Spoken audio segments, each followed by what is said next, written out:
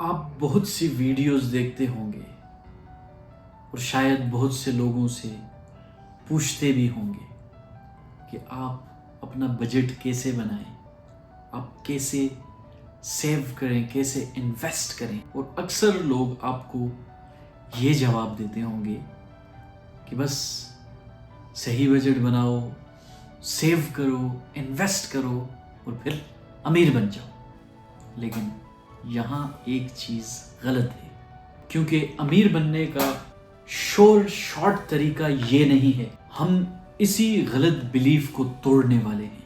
और अगर आप ये गलती करते रहे तो चाहे कितना ही क्यों ना ट्राई कर लो, कभी अमीर नहीं बन पाओगे, कभी फाइनेंशियल फ्रीडम हासिल नहीं कर पाओगे। अस्सलाम वालेकुम, मैं हूँ Raja Hamad and welcome to our channel Learn Finance with Raja Hammad.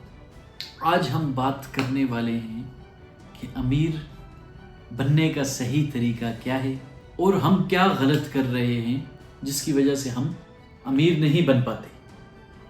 सबसे पहले अमीर की डेफिनेशन क्या होगी? इन सिंपल वर्ड्स, अमीर का मतलब जिसके पास फाइनेंशियल फ्रीडम, जो अपनी मर्जी से जो चाहे वो कर सके थ्रू हिज मनी। लाइक उसने कहीं घूमने जाना है, बाहर जाना है, वो जा पाए। उसने रेस्टोरेंट्स में जाना है, उसने कपड़े खरीदने, कुछ भी जो वो करना चाहे, उसे कोई गाड़ी पसंद आ गई खरीदनी है, वो खरीद पाए, तो उसे हम अमीर कहें। लोग तो ये कहते हैं, या वीडियोस में आपने यही देखा होगा या यही सुना होगा या यही जवाब मिला होगा कि सेव करो, इन्वेस्ट करो और फिर अमीर बन जाओ, बस फिर तो अमीर बन जाओगे। बट यहाँ सबसे बड़ी गलती होती है ये सोच कि ऐसे आप अमीर बन जाओगे। बट एक्चुअल में डेटा कुछ और कहता है। हार्वर्ड बिजनेस रिव्यू के मुताबिक हाई इनकम और वेल्थ बिल्डिंग लोग पहले स्ट्रक्चर बनाते हैं और फिर सेविंग होती है। इसका मतलब प्रॉब्लम सेविंग नहीं है, प्रॉब्लम सिस्टम की कमी है। मैं आपको एक फ्रेमवर्क देता हूं जिसके थ्रू हम इस गलती से बच सकते हैं और सिस्टम डेवलप कर सकते हैं जो हमें अमीरियत की तरफ लेकर जा सकता है। स्टेप बाय स्टेप देखते हैं। तो 3 स्टेप सिस्टम की बात करते हैं हम। Step 1, budget. याद रखें, बजट का मतलब ये नहीं कि सिर्फ अपने खर्चे लिख लेना। अक्सर लोग बजट ऐसे बनाते हैं कि वो अपने खर्चे लिख लेते हैं।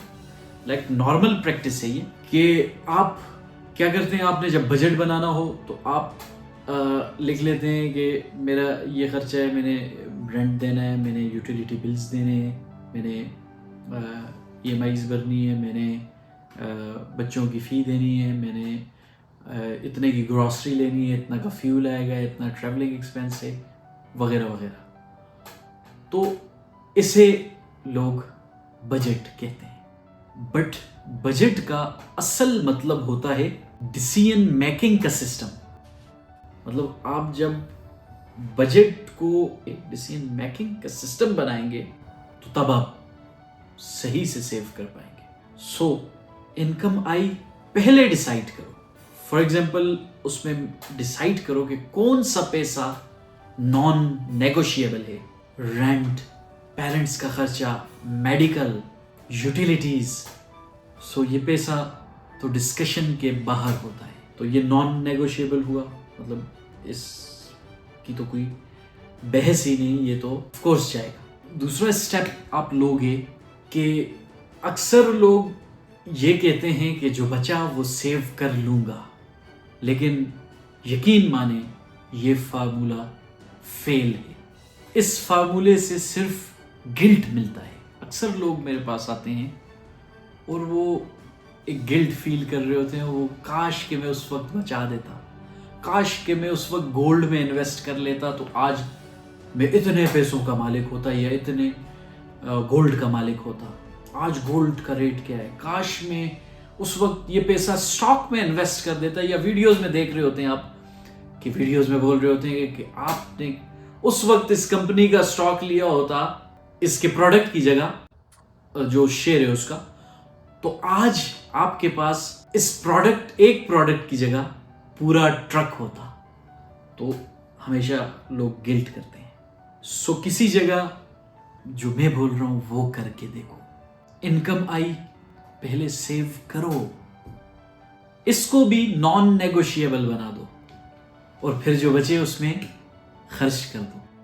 सो अब आप एटलीस्ट इतने फाइनेंशियली फ्री हो चुके हो कि जो बचा है उसे आपने खर्च करना है, उसे खर्च करें, बट पहले सेव कर लें। सो बजट में दूसरा स्टेप आपने ये लेना है, डिसाइड करना है, पहले से डिसीजन मेकिंग करनी है।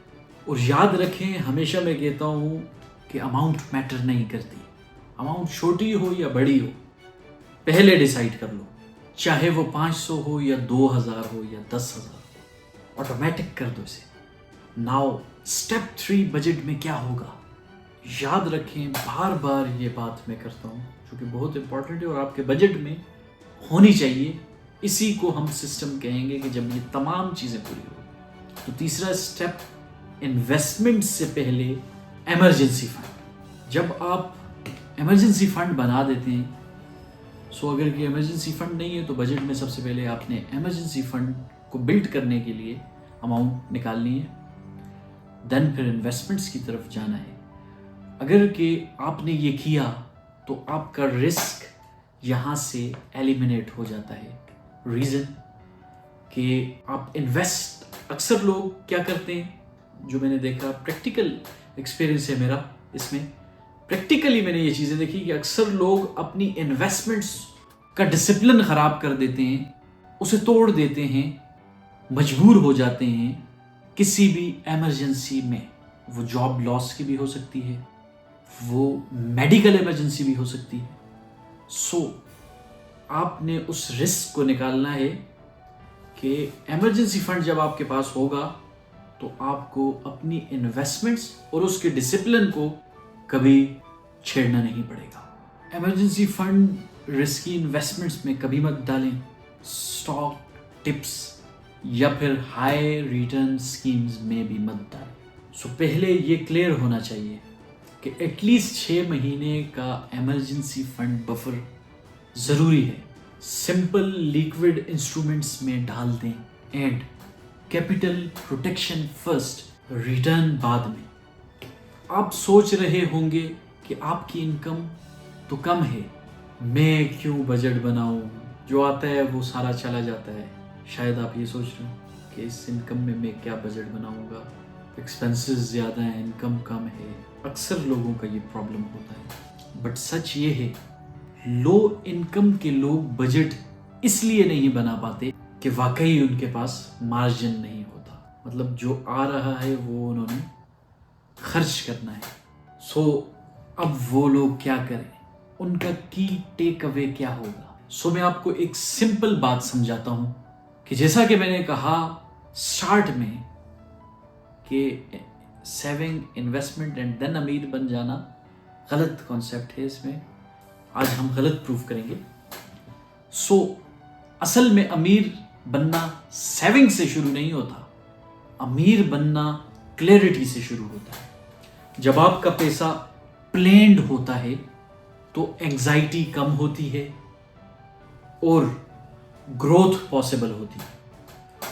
सो आपके लिए आज का एक्शन स्टेप ये है कि आज सिर्फ ये लिखो, monthly income, non negotiable expenses, fixed savings, चाहे छोटी हो या बड़ी, बस।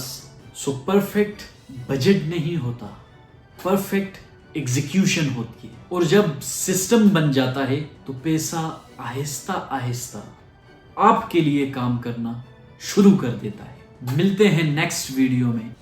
चैनल को सब्सक्राइब ज़रूर करें, बेल आइकन भी दबा दें अगर आपने कुछ सीखा और आप फाइनेंशियल लिटरेसी हासिल करना चाहते हैं। अल्लाह हाफिज़।